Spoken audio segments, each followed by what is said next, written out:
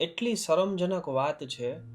એક છોકરાની કહાની છે આ. એના બાપના હૃદયના જે શબ્દો હતા, એક્સપ્રેસ નથી થાય એવા.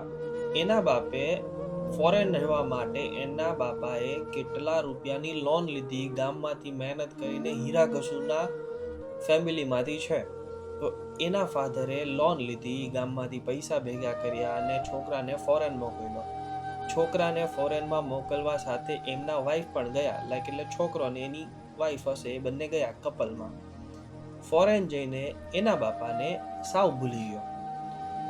આજના દિવસમાં કોલ આવ્યો. આ રાત્રે હું 2 વાગ્યા છે, 2 વાગે રીલ બનાવું છું, એમ કે મારી પાસે ટાઈમ નહીં હતો, એટલી બધી એપ્લિકેશન્સ ને વર્ક હેવી લોડ છે, હમણાં 4 કે 5 વાગે પાછું જાગવાનું થશે.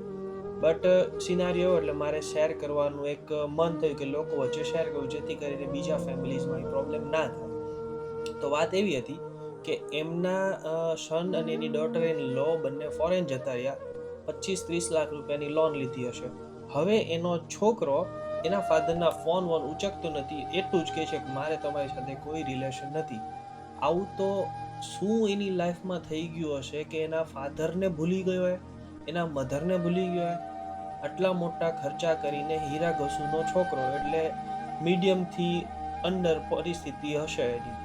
સો આવી બેદરકારી, આવી સાવ આવું લોકોની માઇન્ડ છે.